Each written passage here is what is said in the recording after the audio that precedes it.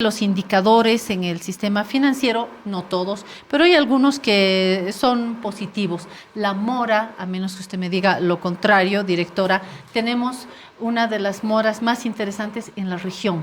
¿Qué es la mora? En realidad es nuestra virtud de nosotros, quienes tenemos compromisos con un banco, con otro, de pagar, es decir, que somos puntuales. ¿Es verdad?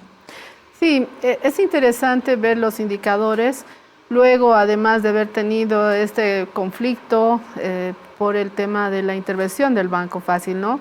Que bueno, se ha sabido manejar, ¿no es verdad? Los bancos también han podido, se les ha transferido a los bancos cartera, depósitos, entonces eso podía mermar la confianza de los consumidores financieros, de los clientes, pero los indicadores nos muestran que este impacto no ha sido el que se esperaba, sino tan funesto como se esperaba. Tenemos un crecimiento en los depósitos, por ejemplo, del 4%. Tenemos a nivel nacional, ¿verdad? A nivel nacional, ¿no? A nivel nacional tenemos crecimiento también en la cartera, en los créditos, pues, ¿verdad? Comparándonos obviamente con el 2020. ¿Por qué? Porque ahí veníamos de un tema complicado, ¿no? La pandemia, una serie de aspectos. Y el tema de la mora es importante. ¿Por qué? Porque la mayor cantidad del crecimiento que se ha dado en la cartera, en la participación que se tiene, es gracias a los créditos destinados al sector productivo y de vivienda de interés social. Algo que siempre nos han cuestionado, ¿no? Decían, no, esta colocación en sectores tan difíciles, además, ¿no es verdad?, como es el sector productivo, va a generar que la mora se incremente. Y vemos que no, la mora es precisamente, el índice de mora es la cartera que tenemos en mora sobre el total de la cartera, y eso alcanza solamente pues a un indicador del 2.4%, que es importante señalar, perdón, 2.7%, que está por debajo del promedio de Latinoamérica, que está en un 3.5%. Entonces, ¿eso qué significa? Que la gente, las personas, están pagando, ¿no es verdad?, los créditos que han obtenido. Y ahí es importante señalar que esto es un buen indicador, porque también no vamos a decir que no ha crecido, la mora ha crecido, pero no en una medida acelerada. Y además de crecer esta cartera en mora, las previsiones, es decir, el respaldo que tienen que poner las entidades financieras por aquellos créditos que posiblemente no se recuperen, alcanza un indicador de 139%, es decir, 39% más del total del 100% de la cartera. Estamos con un cuadro ahí en la pantalla sobre la mora y previsiones, ¿no?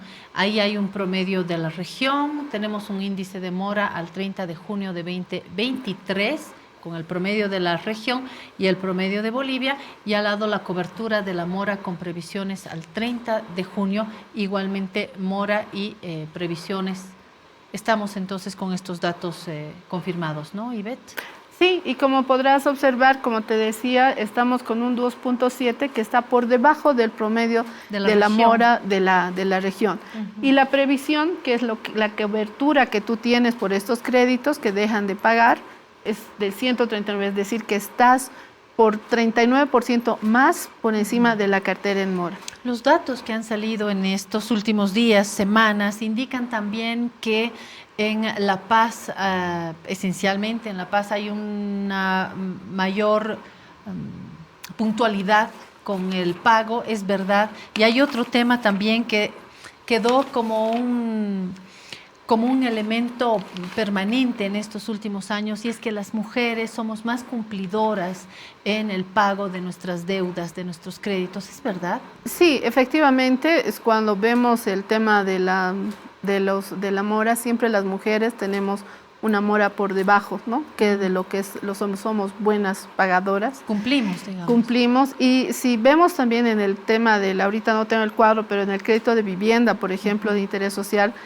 las que más acceden a esto son mujeres, y que eso genera una mejora en todo lo que es la familia, ¿es verdad? Entonces ahí es importante ver también que dentro de lo que es la otorgación de créditos, el 14% de ese crecimiento ha sido por créditos otorgados para el tema de la vivienda, que eso beneficia a toda la familia, ¿es verdad? Entonces eso es importante, y ahí también pues el hecho de que haya un fondo de garantía para el tema de vivienda de interés social que te permite acceder al crédito sin poner un pie, antes te pedían por lo menos un 20%, ha facilitado y ha posibilitado también sin aumentar el riesgo, porque eso era lo que te dicen, ¿no? Si tú no pones algo para adquirir, pues verdad, de tu parte, Una el base, riesgo es ¿no? mayor. Así está. Ahí están los créditos de vivienda de interés social en millones de bolivianos y porcentajes para que los podamos comentar, Ivette.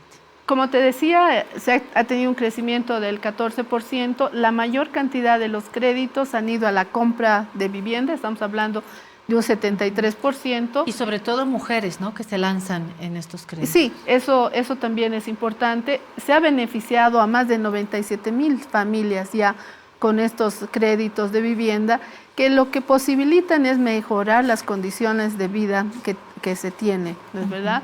Entonces ahí es importante señalar que esta política es importante con estas tasas de interés que son reguladas. 5.5%, 6.5%, y esto es interesante porque permite a largo plazo ahorro, y no me sorprende que las mujeres estén en primer lugar en las interesadas en dar un techo propio a una familia, porque si bien cuesta al inicio, luego hay un techo, ya no hay que ocuparse del alquiler ni del anticrético, ya hay un techo y el resto ya será menos difícil, ¿no?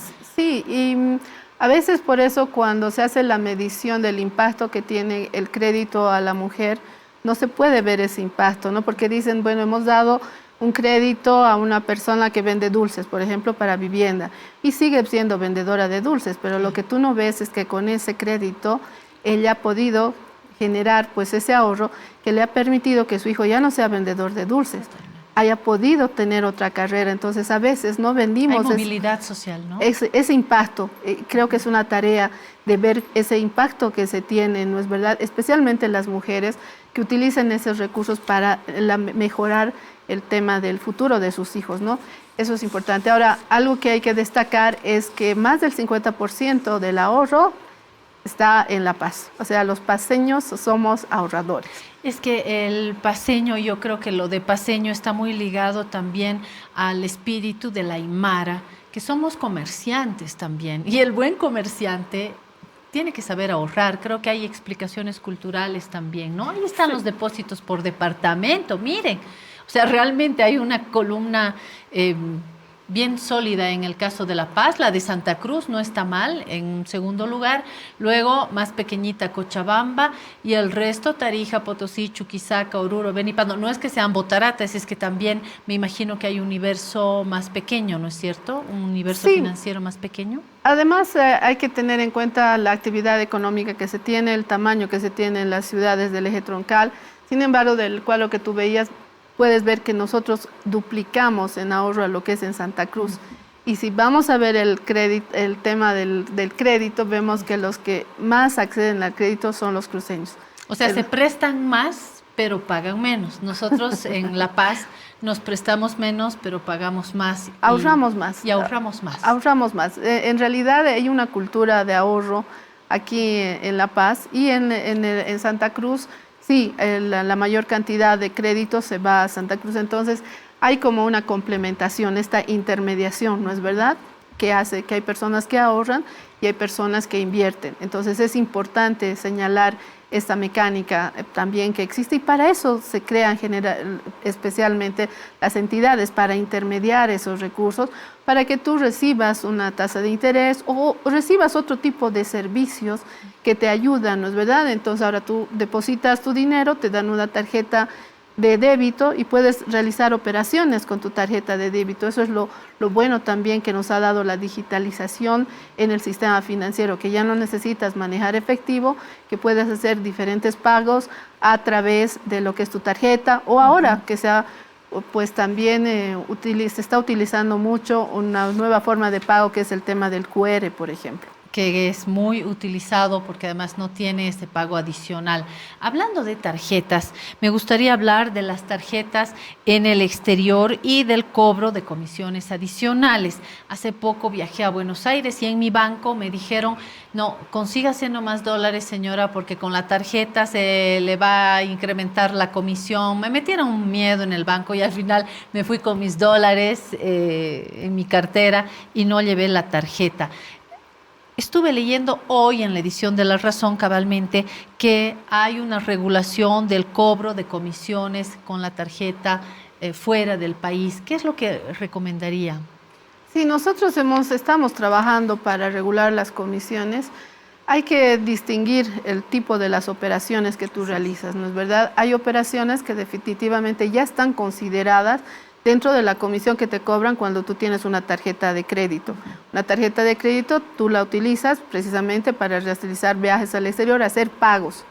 Pero otra cosa es que tú saques dinero con tu tarjeta de crédito, de débito. Entonces, ese banco o ese cajero que te va a proporcionar ese dinero no es del banco, es un corresponsal o es otro banco. Entonces, ahí efectivamente hay un costo que se paga, pero eso es cuando tú retiras efectivo. Cuando tú realizas los pagos, ¿no? Por ejemplo, en un restaurante. En un restaurante, en una tienda. eso ya te cobertura el uso de tu tarjeta de crédito. Ahora, hay diferencia de moneda, precisamente si tú pagas en la moneda del país, pagas en dólares, etcétera, y hay una diferencia ahí entre lo que provee y en esa conciliación que se realiza. Por el cambio, ¿no? Por el cambio. Y precisamente eso es lo que estamos trabajando para ver cuál es el costo que incurre la entidad financiera para tener un cobro adicional, dependiendo además de la utilización que hagas de esa tu tarjeta. ¿Por qué? Porque hemos podido ver, por ejemplo, ha habido usos normales, ¿no es verdad? De tu tarjeta has viajado, has consumido, has comprado algo, has ido a un restaurante, pero ha habido otros que han realizado importaciones con la tarjeta de débito, con la tarjeta de crédito, o han depositado aquí, bolivianos, han ido a la frontera o han viajado y han empezado a sacar el dinero, o alguna persona que la tenían afuera le ha dicho, ya he depositado, saca la plata. Entonces, en ese momento que había pues esa sobredemanda de dólares, se han dado actitudes muy complicadas que también les ha complicado a las entidades financieras, les ha elevado los costos que tenían afuera con sus banqueros, porque han tenido que duplicar o triplicar operaciones que antes no la hacían. Y efectivamente ahí hay que establecer cuál es el costo, porque lo que no se quiere es que se generen utilidades adicionales por un servicio que se tiene que dar, y además establecer una franja de uso común, que tampoco debería ser el tema de cobro de una comisión, ¿no es verdad? Porque por eso te están dando el servicio, tú pagas por un servicio. Ahora, si te están dando un servicio adicional, que eso te tienen que demostrar, efectivamente podría cobrarse una comisión, como cuando tú utilizas el cajero, por ejemplo, de otro banco. Si tú utilizas tu banco, no te tienen por qué cobrar porque estás sacando tu plata. Pero si vas a otro banco o a otro cajero de otro banco, entonces ahí sí, porque el costo de recargar ese cajero, de llevar el dinero, lo cobran ese banco y eso se lo transfiere al banco y eso te lo pasan a ti. Pero que en un banco te cobran, digamos, $3 y en otro te cobran 10, o sea, no puede ser tanta la diferencia. Entonces, ahí se tiene que establecer cuál es el costo real, si hay un servicio adicional y qué comisión te deben cobrar. Ese es el trabajo que estamos haciendo para establecer precisamente si corresponde o no corresponde cobro de comisiones. Como estamos en eso, hemos dicho, mientras se usen las tarjetas y no establezcamos, no se puede cobrar comisiones adicionales mientras tú utilices hasta tu límite, porque si tú utilizas más, te están más de lo que tú tienes, te están sobregirando, ellos te están dando el dinero para que gastes, eso también implica un servicio adicional. Todo ese trabajo lo estamos haciendo, estamos pidiendo información para precisamente ver qué cosas no te deberían cobrar comisiones, qué cosas deberían ser en un rango menor y qué cosas sí que no están consideradas en el servicio ameritan una comisión en función del costo, obviamente. ¿Cuándo tendremos ya una tablita clara para saber qué corresponde y qué no? Nosotros continuamos, creemos que ya entre esta o la próxima semana vamos a poder determinar y vamos a sacar no solamente para este caso, sino para todos los servicios que se prestan, ¿no? ¿Qué servicios deberían ser gratuitos? ¿Qué servicios sí podrían tener una comisión que ya está fijada por otras autoridades, como es el Banco Central, y no sobrepasar ese tema, por ejemplo, ¿no? Entonces, todo eso estamos considerando para emitir una normativa en el tema de las comisiones que deben cobrar las entidades financieras. Cuando tengamos este mapa, nosotros encantados de la vida vamos a ilustrar en el periódico, en nuestras plataformas digitales también, qué corresponde y qué no, porque guagua que no llora, no mama, ¿no es cierto? Y si uno no se queja, primero en un punto, siempre hay un punto de reclamo en el banco y gran parte de los problemas se pueden solucionar en la propia entidad, pero hay otros que no tienen una solución y que pasan a otra instancia, una suerte de defensor del pueblo, pero dentro de la ASFI, y estos reclamos se los puede hacer también para verificar si corresponde o no, ¿verdad? Sí, algo que tenemos que aprender es no quejarnos, sino reclamar. Y la instancia de reclamo está en las entidades financieras. Si no te satisface la respuesta que te dan, tú puedes, en segunda instancia, ir a la ASFI. Entonces, la ASFI se encarga de establecer si la respuesta que te han dado es la correcta o si merece una sanción. Además, cuando haces tu reclamo, nosotros tenemos unas estadísticas, ¿no? Entonces, si se da un reclamo repetidamente, significa que algo está fallando en la entidad y tiene que corregirse, o también se la tiene que sancionar. Entonces, por eso es importante que se haga el reclamo, tener este registro para proceder y dar soluciones, porque lo que se quiere no solamente es sancionar, sino es mejorar el servicio, que el consumidor financiero se sienta feliz. Entonces, esos aspectos son importantes en base al tema de la cultura del reclamo. Y de hecho, en el propio banco recomiendan ir a la Defensoría del Consumidor Financiero de la Autoridad de Supervisión del Sistema Financiero, ASFI. ¿Esto queda? En la Plaza Isabel la Católica. En La Paz. ¿En Santa Cruz, tal vez algún dato? Estamos en oficinas en la Irala, pero también estamos en el plan 3000 tenemos otra oficina, y en cada departamento, en los nuevos departamentos, tenemos una oficina para poder hacer el reclamo respectivo. Perfecto. Ahí estamos con un último cuadrito, abuso del tiempo. Directora, cobertura de servicios financieros. ¿Podemos comentar un poquito este mapa, por favor? Sí, es importante señalar que como parte de la política de inclusión financiera, ya desde el 2007, nosotros hemos establecido que las entidades tenían obligación de aperturar un punto de atención financiera en aquellos municipios que no tenían ningún punto de atención financiera. Entonces, como verás, hemos logrado crecer de 81 a 246 el 2020 y a 290 municipios. Es decir, hemos pasado de una cobertura de 24%. Tú ves el primer mapa estaba en blanco, ¿no? Era solamente 81 municipios que tenían un punto de atención. Y ahora, en junio del 2023, ya tenemos 290 municipios, ¿no es verdad?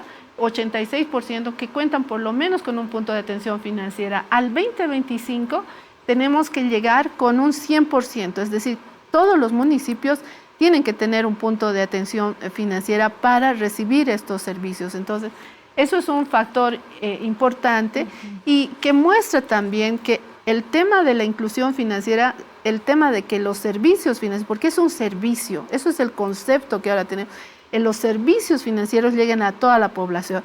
Y para aprovechar, hemos visto que ha crecido los depósitos, ha crecido la cartera, la mora es baja, y además algo importante que tenemos que señalar es que el patrimonio, es decir, la plata que ponen los accionistas, que respalda, que da la solvencia a la entidad, también se ha incrementado. Nosotros tenemos un indicador que es el coeficiente de adecuación patrimonial, te dice cuánto de patrimonio tú necesitas para realizar las operaciones, y la ley te dice que tienes que tener un 10%. Nosotros estamos con 13.7%. ¿Por qué? Porque todos estos años hemos ido pidiendo que las utilidades las capitalicen, es decir, el accionista, en vez de repartirse, vuelve a poner a la entidad para que tenga esas espaldas para crecer, para dar esos servicios, crecer en lo que son los créditos y en otros servicios más. Entonces, todos estos indicadores que nos muestran la solidez, la solvencia y el hecho de que esté llegando a toda la población, se los estamos mostrando y plasmando en estos cuadros que has podido mostrar. Una más y no molesto más. En las casas de cambio uno ve en el cartelito 6.96, 6.97, la compra, la venta. Y cuando entra no hay. Me da la sensación de que estamos llegando a un flujo un poco menos alarmante de dólares. ¿Qué pasa cuando uno entra a una casa de cambio y le quieren vender un dólar a 7.5, 7.80, qué sé yo? ¿Hay alguna manera de denunciar, de generar cierta presión para controlar también? Porque si no, se hacen lo que en Argentina se ha multiplicado tanto, que son las famosas cuevas, ¿no? Que hay una joyería, pero en verdad al fondo hay una cueva donde uno cambia el dólar. Es decir, es un lío ahora en Argentina, ¿no? Sí, las entidades que dicen casas de cambio, o sea, las que llevan las empresas que dicen casas de cambio, son reguladas por la ASFI. Por tanto, también tienen su punto de reclamo. Entonces, si ahí no te están atendiendo y no te están cambiando al tipo de cambio que es el que tienen, que es el oficial, tú puedes hacer tu reclamo. Lo que hemos visto nosotros ha sido pues que en algún momento decían las casas de cambio, no tenemos dólares. Exacto. Falso. Lo que pasa es que sacaban afuerita, aquí en la casa de cambio no había, ¿verdad? Y afuerita en la mesita estaba. Eso también hemos visto nosotros que se ha ido reduciendo, ¿no es verdad? Y ya las casas de cambio están otorgando y comprando y vendiendo dólares, como es sus funciones. Y lo que tú dices, el tema de los reclamos nos permite a nosotros identificar quiénes no están cumpliendo adecuadamente con la normativa y poder sancionar y tomar medidas correctivas. Entonces, tanto las casas de cambio, las remesadoras que están dentro de lo que nosotros llamamos entidades de servicios complementarios, también están reguladas por la ASFI, que es, creo, uno de los pocos países que regulamos no solo a las entidades de intermediación financiera, sino a estas empresas de servicios complementarios a lo que hace el tema financiero.